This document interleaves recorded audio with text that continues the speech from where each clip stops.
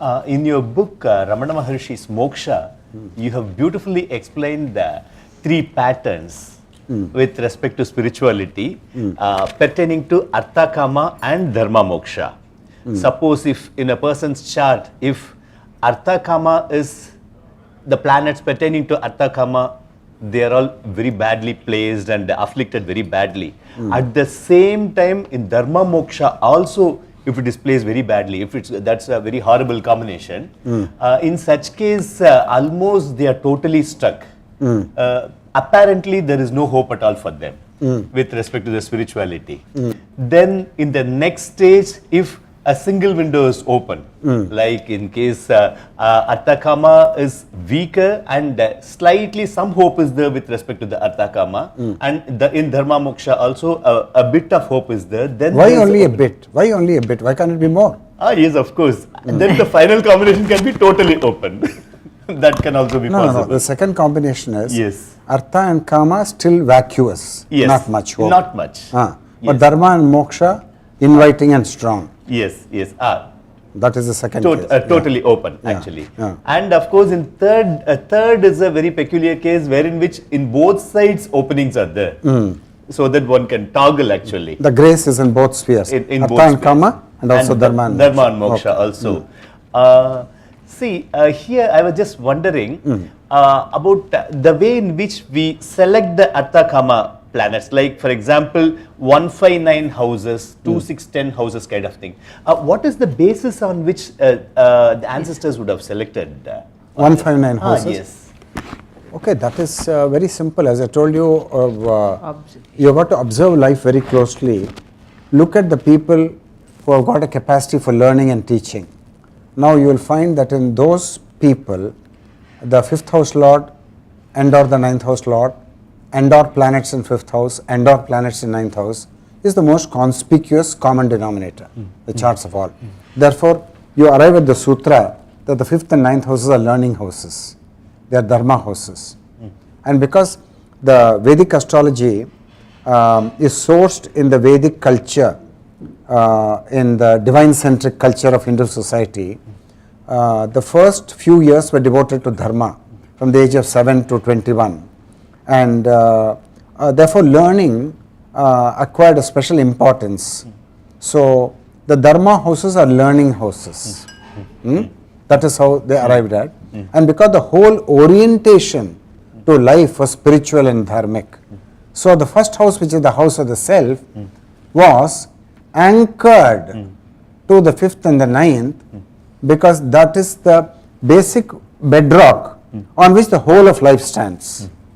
So therefore the Dharma houses become 159. That's the logic. Got to understand that logic.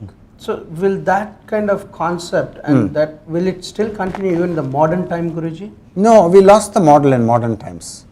We lost the model. In modern times, there are some traditional societies, for example. Still, if you look at India and you go not in the cities, there are 2 Indias, urban India and a rural India.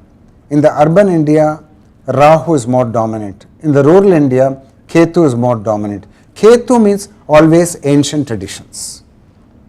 Yes. Okay. So, in the rural India, in smaller towns, you find traditions having a stronger influence on the people of India.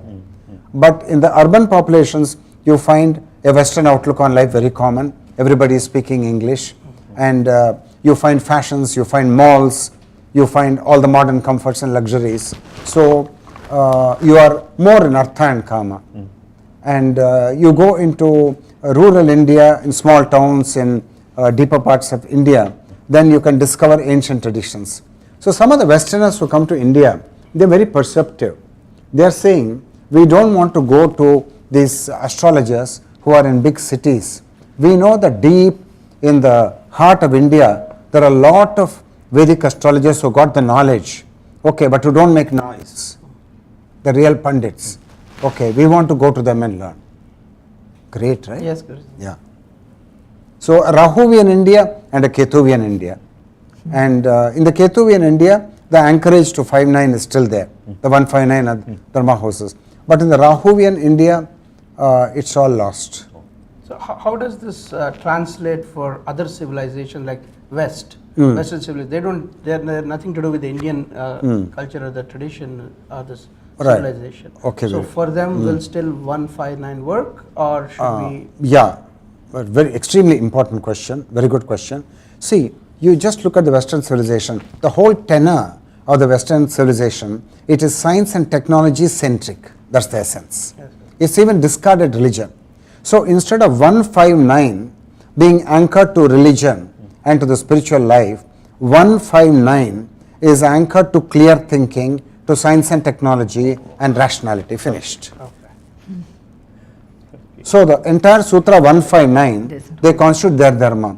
Their Dharma is very different. It is science and technology Dharma. Okay. It's a materialistic outlook on life. How are they to build faith? If 159 is, for example, the ninth house is all about faith and religion. If science and technology is a faith and religion, and then that science and technology does not have all the answers, and many answers it doesn't have today. So how are one to build that faith if they see in that form? Very good question. That's why you've got to, when you take an individual to give a consultation, you've got to see the family background. Now, let's say both of us, we are giving a consultation in America and we are meeting a handful of Americans and we are sitting with them. So we have to ask, they may come from a Christian family where the Christian background is authentic and strong. And there are millions of Christian families like that in America, millions. Yes. And especially when you move deeper from the West Coast, deeper from the East Coast, come to the main heartland of America, then it's soaked in Christianity. So then they'll have a Christian thing. So 159 is anchored to the Christian religion. So it's a Christian Dharma. Now you come to the modernized aspect of America, which is driven by science and technology and the worldview of science and technology. Then 159 is anchored to rationality, clear thinking, individuality, science and technology. Got it. That is that Dharma. That's a Dharma. And there's no God, there's no divine, there is no religion. Only them. Yeah. So America also has a Rahu and Ketu. A Rahuvian America, a Ketuvian America. A Ketuvian America will be the Christian America, which is anchored to the Christian religion, which believes in ancient traditions. And the Rahuvian America is the extroverted America, for which the strong planets of science are Saturn and Mars. They are the planets of science. So they will be strong. And their whole outlook on life is not a divine-centric outlook. It is a matter-centered, energy-centered, and materialistic outlook it is. So you have got to see whether the individual belongs to the Rahuvian America or Ketuvian America. Same thing here. Thank you. Thank you. See, if you are going to project this triangle, 159, 2, 6, 10 kind of thing, in a Kala Purusha's chart, for example, starting from Mesha, Right. It appears to be very beautiful. Does it have an impact on selecting the, like, ascendant's quality itself? For example, Mesha Lagna person will be like this, Simha Lagna person will be like this.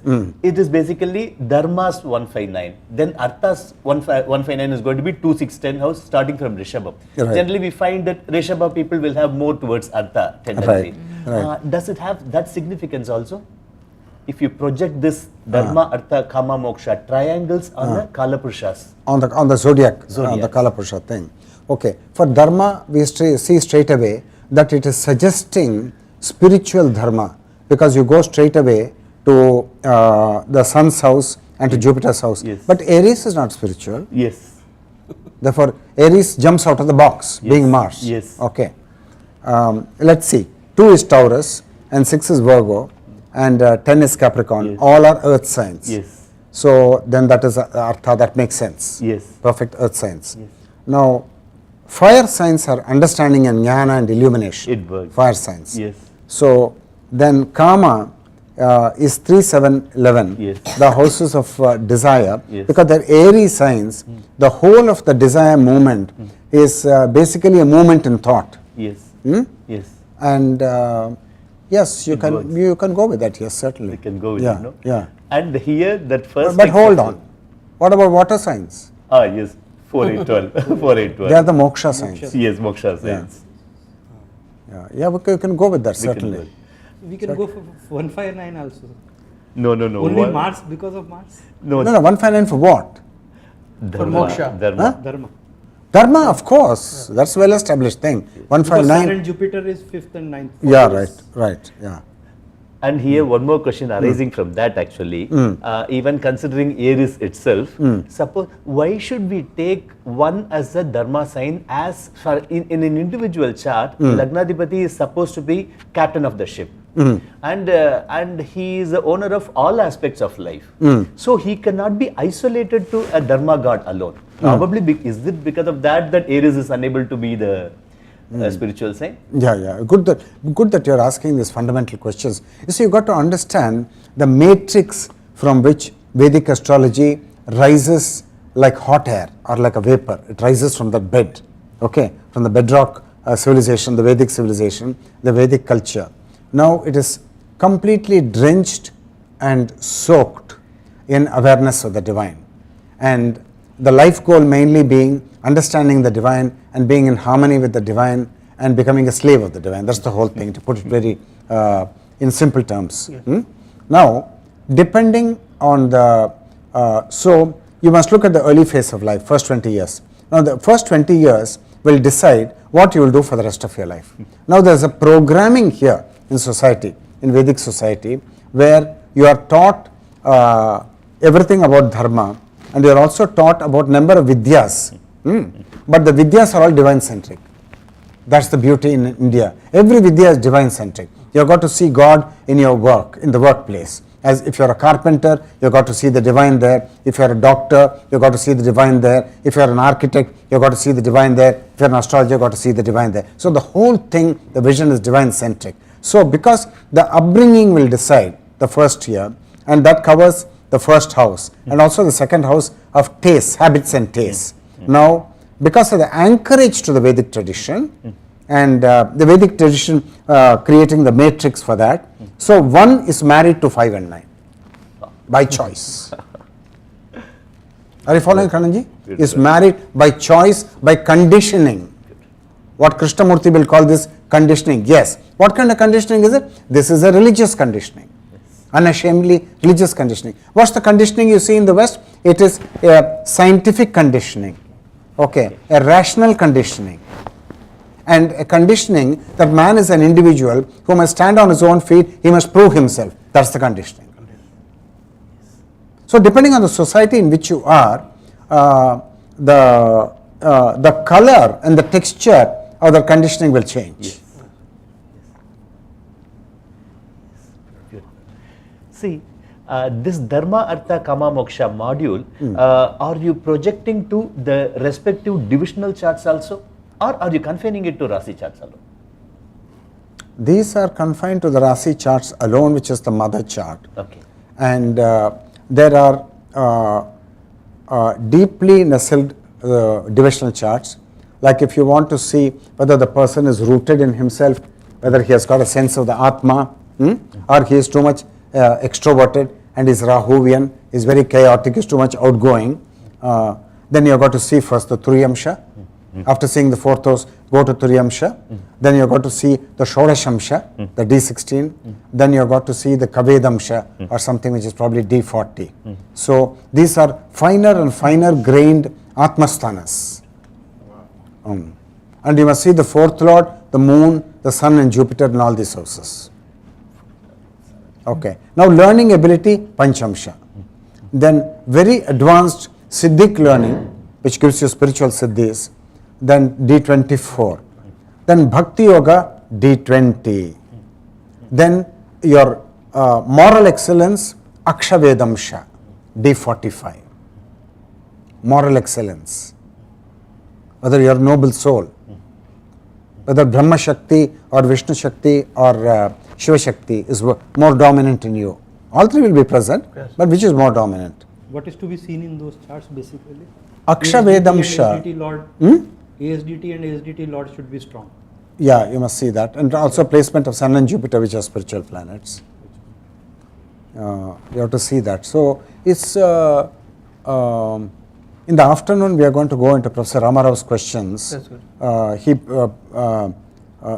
raises these questions. He is a scientist, he is a professor of theoretical physics, currently working on a NASA project in Huntsville, Alabama, where NASA has a center. But he is not rubbishing astrology like other scientists because he's very subtle in his thinking. So he's asking very profound questions. We will answer them in the afternoon. And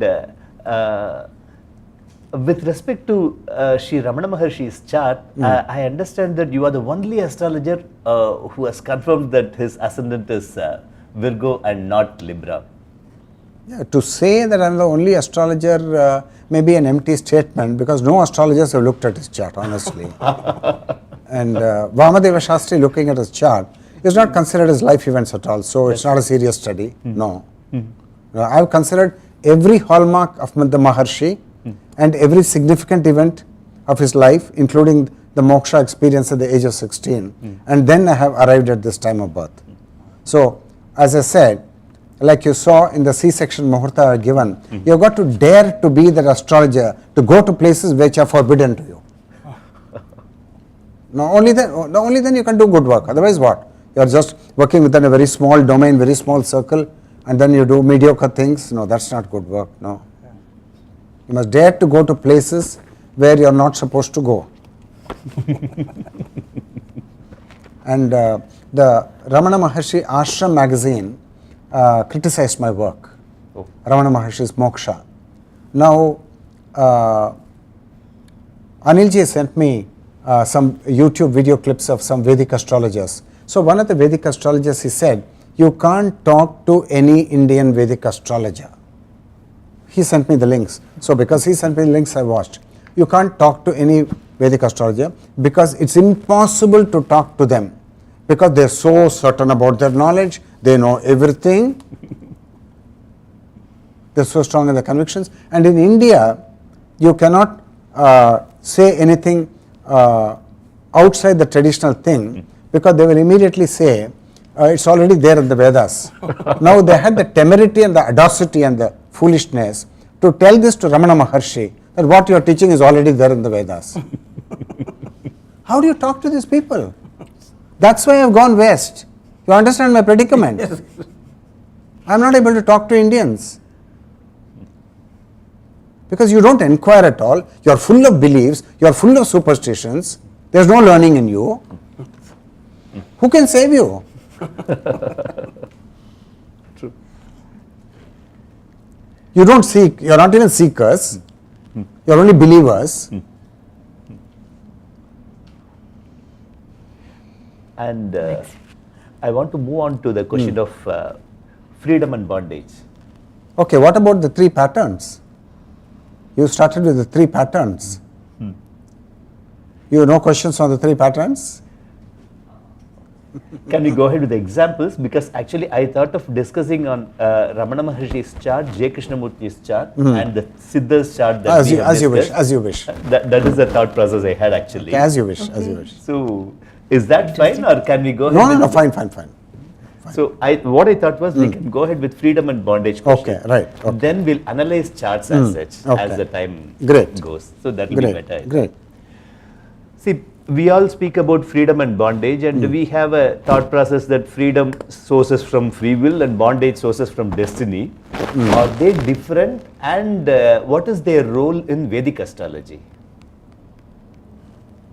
See, the whole chart, as I told you, the chart is the book of your life.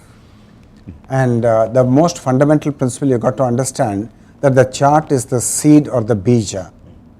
And out of that bija, the seed, has come the vriksha of your destiny. So there is a slide here, Madhuji will show that slide, the Bija-Vriksha Nyaya. So you got to understand that a seed which is not of good quality, that seed will not give a good quality tree. And a seed which has got a good quality will give a good quality tree.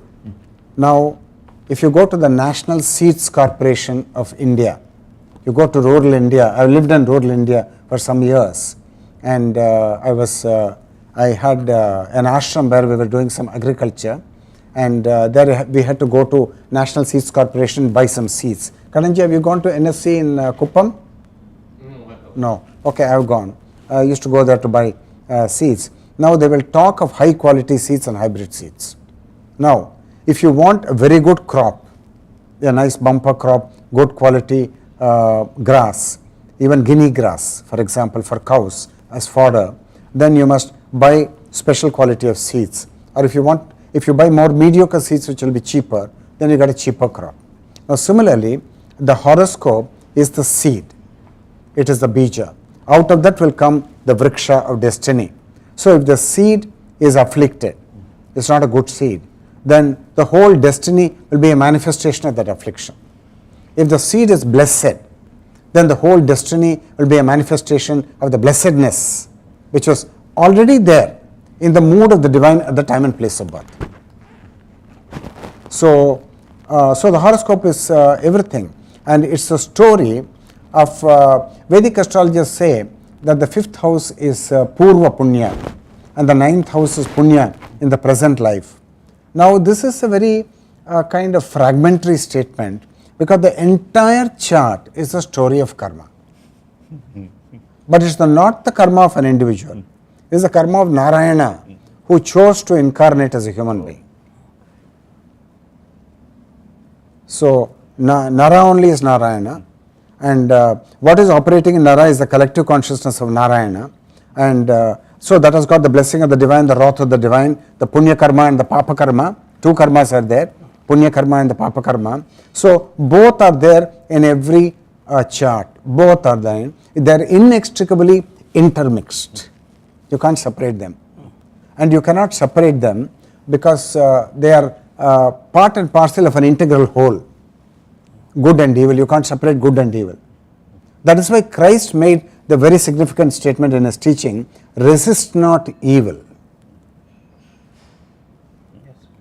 I sent you that important document on the Balinese understanding of the Hindus' Devas-Asura model, where they say categorically that evil cannot be eradicated from life. Were you not stunned by it? Yeah. Why are they saying it? There's deep wisdom. They absorb the Devas-Asuras model and they are interpreting it. Because you've got to integrate the Devic and the Asuric energies, because they're already there in every chart. And it is not that the Devas are good and that the Asuras are bad. You know that Indra was bad. Arvindji? Yeah, you know that. Supposed to be king of the gods is bad. So it's all mixed up. It's a completely mixed up thing. And you've got to understand that paradox and that contradiction. So the whole thing is built into it. Punya-Karma Papa-Karma. All the strong planets, including the malefic lords, the 6th lord, the 8th lord, the 12th lord, any strong planet, strong house gives freedom. And because it's grace, it's Punya-Karma. Any affliction and any weakness is the denial of that grace, and therefore it is karmic bondage. So the whole thing is the story of bondage and freedom, the whole chart. It's not really a bondage, but it's a opportunity to learn. You can look at it that way. If you are humble, you can look at it that way. But many people who are over ambitious and Rahuvian, they will think, oh my God, I'm crucified, what to do? So similar to karma for individuals, there must be some karma for countries also. Of course. So can it be deciphered in the horoscopes? In such case, how do you form a horoscope for a country? We know the horoscope of India because the moment when India came into existence politically as a nation of one people, when Jawaharlal Nehru, the first Prime Minister, took the oath of office, freedom at midnight, then India came into existence. And you know that the chart of India is very problematic because there is Rahu Ketu affliction. But Rahu represents the samskara of foreign rule. That's why it is there. And you got to understand the Rahu Ketu affliction to India's chart. And how does Ketu come there? Ketu comes there because you are fundamentally a Ketuvian civilization. Because ancient traditions, and this is not a shallow ancient tradition stuff, because this Ketu is exalted. And you find an exalted Ketu in the chart of Sri Aurobindo, one of the grandmasters the world has seen, and you see a mutual yoga between exalted Jupiter and exalted Ketu in the chart of Sri Aurobindo. And and the exalted Ketu is the Vedas. So just looking at mathematical symbols and you don't know, the Ketu, exalted Ketu is Ramayana, exalted Ketu is the Bhagavad Gita, exalted Ketu is the Mahabharata, exalted Ketu is the entire gamut, empire of spiritual knowledge with the Hindus of God. Just representing it by a mathematical symbol called Ketu is very profound. And that Ketu influences the moon in India's chart. That is why the moon is the consciousness of Indians. Now the consciousness of Indians is constrained and limited and at the same time haloed by the exalted Ketu.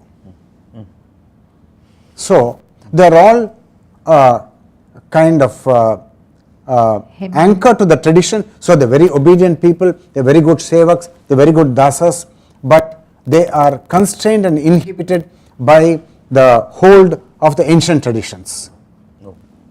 So when I was an MSc student in IIT, so I found so many spiritual masters talking in India, and I asked my master, Sri Bhagavan, that why is it that in India every master is only talking about the Bhagavad Gita? Is there no other book?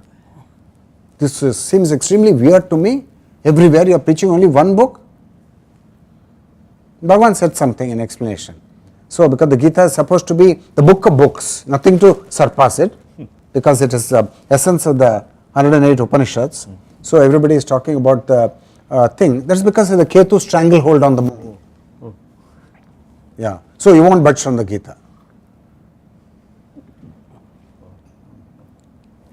Now India has a chart where very clearly it was Pandit Jawaharlal Nehru said this India is born now. Okay. So what about other countries? Did every country have a thing announced like that? Yeah, definitely. What happened in America? Who announced America's birth date? A lot of research has been done by the Sattva astrologers and the Samva astrologers under the guidance of Professor Choudhry. And the main person, but the frontline person is Thor Thorgilsson of Iceland. So he has done the research on the Samva chart. So goes back to an oath which was taken in Philadelphia in 1770 something when the nation was formed. And they have tested this chart against all the transit significant events in American history, even events happening today. So the Samva USA chart, which is a product of research, astrological research, inspired by Professor Choudhry, and the whole Samva group consisting of Thor Thorgilsson and a lot of Westerners and a few Indians. They are following Karuna Menon, he takes part in those discussions, you can see his name sometimes, and arrived at by research what the chart is. Because you must go on, like how arrived at Ramana Maharshi's chart, how arrived at that chart. Similarly, they arrived at the American chart by looking at American history and taking important events, political meetings, board meetings, they got that chart. And that chart is very representative. And before I went to America in 2012, I know American chart, so I know who the Americans are because I know the chart. Then I took up a book, Guidelines to Go to America, and they gave some 15 points about the American civilization. And I kept the book on the left side, I kept the chart on the right side. So everything is self-evident for me in the book. It's completely self-evident. And America as a collective consciousness is a genius. Do you know why I am saying it? Because there is Vamadeva Shastri's Sutra. If the strong 8th Lord enters into the 5th house, then you have a genius. Because 5th house is creative intelligence, 8th house is research. So when there is a confluence of the two houses, the 8th Lord getting into the 5th house, then you have extraordinary creativity just bursting and exploding. So single university, Stanford University, 54 Nobel laureates.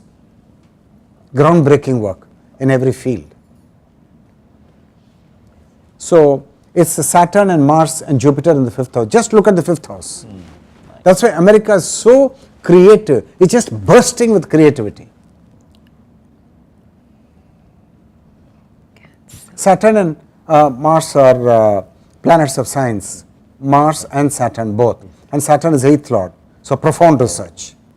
And Mars is technology. So they're doing lot of technological work. The Ketu is in the 4th house of Atma Karaka. Would that constrain the Atma for the 4th house, Guruji, and it's very close to MEP? You are asking a very good question. I think so. Yeah, I think it will constrain. It's a new discovery I'm making with you at this moment. I didn't look at that. Yeah, you're right. I look at the sun in America's chart to understand its imperial majesty worldwide, and then because it's a Cancer ascendant, the moon which is exalted, and in the 11th house. So Americans are very friend-centered because of the moon here. There's a program going on the TV. Yes. Star Plus, or which channel is it? Friends. Friends. Yeah. Friends, you must be knowing. Comedy, Yeah. comedy. So because of the moon. Comedy serial. Yeah, because of the moon. So they're very friendly people also. Very friendly. Very friendly people. Even if you're walking on the road, you don't know them, the American, they'll greet you. And so you got to understand a people by the chart. You got to understand a people, the ethos of a people, the way a people think, the way people live from the chart. And India has got this, can swing to a Rahuvian extreme or a Ketuvian extreme. The Ketuvian India swings to the Ketuvian extreme. The Rahuvian India in Indian cities swings to the Rahuvian extreme. All malls are Rahuvian. Malls. All malls. Yeah. Obviously. Yeah. So America being a Cancer ascendant, do we say that they are emotional people? There's a part of America which you don't see in American politics, the American people. They are family centered actually. Not the new age which is actually broken off, but there's large sections which are very, if you watch the serial, for example, Touched by an Angel, American Christian serial, Touched by an Angel, I find that serial immensely profound. My God. My wife and myself, we are weeping at every episode. We are weeping. We are so touched by it. It's a Christian serial, and it's about the deepest Christian values, not superficial values, no, very deep, very deep. And so that there's a part of that America where the family is very important. Means Ketuvian America we can say. No, no. Cancer ascendant America. No, not Ketuvian, Cancer ascendant. The moment I see a country's chart, I am tempted to ask a question. Will there be an influence of the country's leader's chart with that of country's chart? For example, Trump's chart on America or Narendra Modi's chart on Indian independence chart? Yeah, Professor Choudhry's sutra is well known in the fraternity of the systems approach astrologers. So he said that the chart of the Prime Minister or the head of that state, President or whoever he is, for all practical purposes, that chart functions as the de facto chart of the nation of that people. Yeah, his chart, the chart of an individual. De facto. Yeah. So for all practical purposes, it's the chart of the American people. But it will only be like a short period of time. During his tenure, During that that's all. Transit. Yeah, Like a transit. like a transit, yeah. Yeah, good question, like a transit, of course.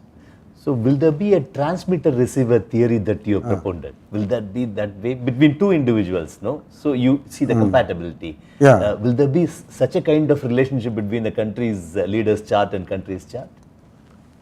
Definitely must be there, because Must be that's there. applicable to any two charts. And it can be applicable to the charts of two companies. It can be applicable to the charts of two individuals. It can be even applied to the charts of two nations.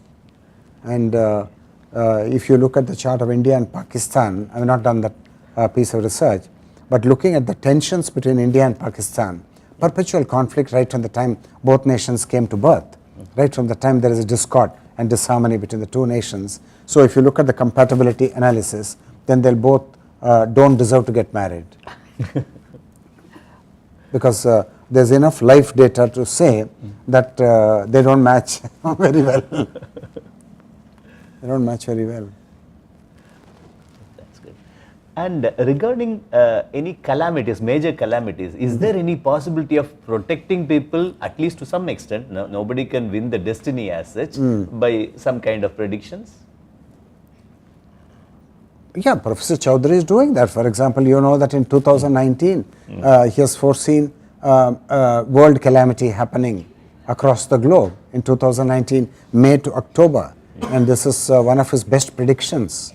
And the important thing he has said is there will be epidemics, there will be war-like situations, and then there will be natural calamities. And then now you got to underline what he's saying. Now he's saying there will be far-reaching economic reversals, because in many countries there is an economic bubble. The bubble can burst. Like in 2008, did the bubble burst or not, Madhuji? You know? Yes, correct. Yeah. So like that, the economic bubble can burst. Then a new economy may have to be worked. We don't know what will happen because it's an open system. But very grim and very somber prediction of Professor Choudhry.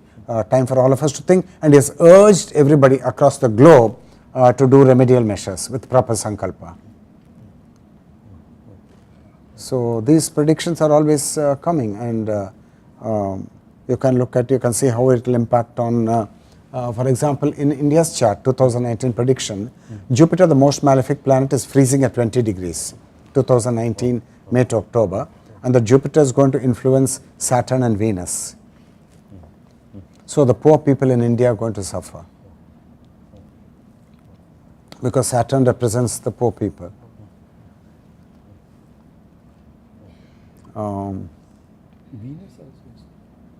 And Saturn is going to be afflicted in transit. Transit Saturn is now in the 8th house of India, and has just gone into the 8th house in October. And transit Saturn suffers a Rahu Ketu affliction for a prolonged period in 2019. And then natal Saturn is going to be afflicted by the most malefic planet Jupiter. So it's a very grievous crisis. And I'm, as I told you, I dare to go to places where I'm not supposed to go. Okay. So I told Professor Choudhry when I was learning the systems approach from him that why can't we redo India's chart? Okay. Rescript India's chart. How will we do it?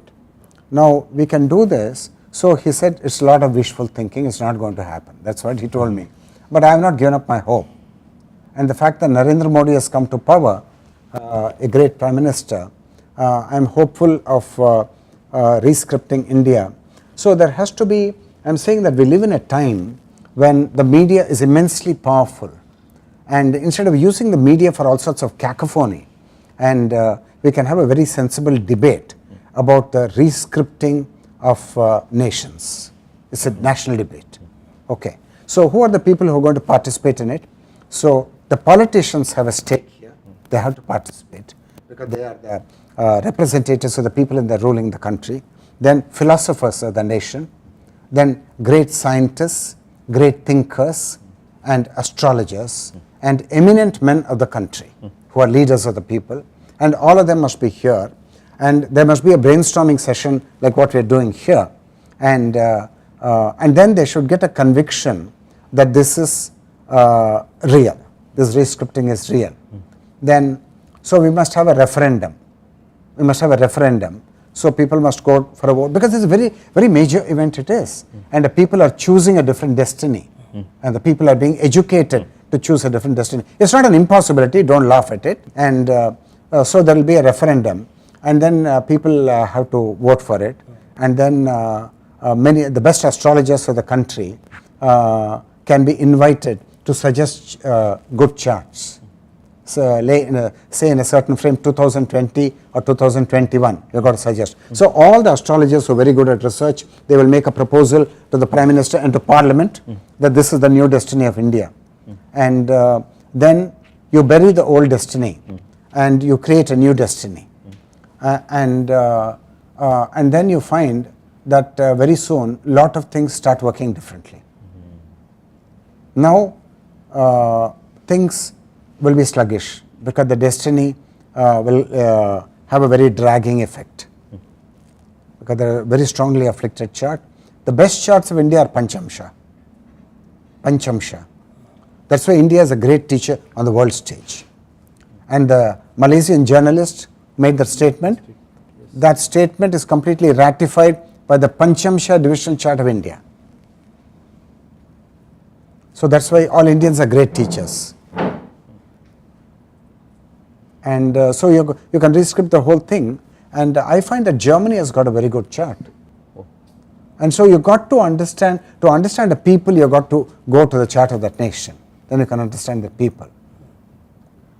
And for example, if you look at the India chart. Now, the India chart has had precursors. The Islamic Empire, Islamic Kingdom, Islamic Raj, then British Raj, then the Vijayanagar Kingdom, then the Gupta Empire. So you'll have series of charts going back in time, century upon century upon century. Whenever there was a macroscopic empire in India, then there is a destiny, there is a collective thing. So this India is the great grandchild of that whole series of ancestors of the Indian civilization. So what you see in the India chart is a samskara which has come from all those Indian civilizations. It's come, and finally it's left a residue in the chart of modern India. And what is rescripting of chart? Means can we rescript means again? yeah, recasting the horoscope. So, then the destiny changes? If Of course. Constitution. Can we Parliament has to pass. Parliament has to pass a legislation. that can be done. Yeah, just because there is a question that India's constitution should be rewritten. Are you aware of that? Yes. Huh? So, because we are following the British very blindly and doing irrelevant copying, so they said the constitution must be rewritten. Similarly, I am saying the chart itself must be rewritten. Now, it doesn't make sense because nobody understands what I am talking. Yes. So, you have to have a national debate, okay, where all the best thinkers of India, the best thinkers from every field must come together, and they should involve themselves in a very meaningful and very sincere dialogue, and that will create that level of understanding and that conviction which I am talking about. And then finally, through legislature, India will take a very unusual legislation in the history of planet Earth, that you will go for a new chart. Nobody has heard of it. Okay, and then people. No, this is an interesting topic. Can we but rewrite we our are- own chart then? But we are Suppose digressing a little bit on. Yes. What about events like 92 we opened up the market, GST came in recently, GST, yeah. those dates and times when these were Uh-huh. done is like rescripting your country's future only. Right? Partly doing it. Yeah, you're right. Through a transit significant. It's a major Yeah, right. shift from where your country was going and you're taking Yeah. a different course. Yeah. Till 92 it was all a socialistic republic. 92 we opened the market and we became more towards capitalist kind of market. Right. And then we completely rescripted our tax things to GST, single taxation, very recently. So these events would change the course of You are right. destiny of our country in the days to come, right? No, you're right. But this is like taking an old ambassador car to a workshop, and then you say, see, this ambassador car is not good enough for who is that racing car driver, a well-known name? Schumacher. This is not good enough for Schumacher. So let us fit the best MRF tires for this ambassador car, and let us replace the ambassador engine by an Isuzu engine. So you're doing reformation. I'm saying lock, stock and barrel, go for a new car. It's a completely, what I'm suggesting is very radical. It's very radical, extremely radical. It's a totally new line of thinking. And it requires the will of a, I declared the day Narendra Modi came to power, I declared that is the happiest day in my life. Because I see hope for India. I see hope for India after decades of darkness. And so I'm suggesting this. People are telling I should talk to Prime Minister Narendra Modi. I talked to both of you also. Yes. And Okay, that's a different thing. Not I think so. I think we So have we are I'm sorry, digressing a lot. go on. Can we rewrite our own horoscope then? Then you have to be Rahu. You have to be Mr. Rahu. No, if we can write. Yeah, right. Similar to countries chart, automatically families and individual chart come into play. So there are so many patterns running throughout a family for that matter, similar events happening. So what is Vedic astrology's light on this aspect, family karma? Family karma is certainly true. You find the moon in the same nakshatra as that in the father's chart or mother's chart. You find the same lagna. You find the same strong planets. You find the same afflictions. So the Punya-Karma is transferred to the progeny. The Papa-Karma is also transferred to the progeny. Both are transferred. So they go from father, mother, they go to children, they go to grandchildren. But there is also the more important question of correcting and resetting the karma of your family where it is not auspicious. Now that's a thing which your so-called free will or Atma Shakti in my dictionary that is capable of doing. But you've got to work on it. Will remedial measures adding to that also help with that? Yeah, it will help you. The person must get involved, like all of us are involved in this. You must get involved in that quest. Yeah, sincere and Yes, very sincere and yeah. There's a certain family pattern which you can see, and the family pattern is kind of highly inhibiting and constricting, and you want to break that pattern because you seem to suffer under the yoke of that pattern. So then you've got to work for it. You have to work for it in so many ways. That will be research. And what I'm saying about the Rescripting India, that's research. Unheard of. People will laugh. To begin with, you suggest anything new, people will laugh. But it's not an impossible thing at all. Not at all.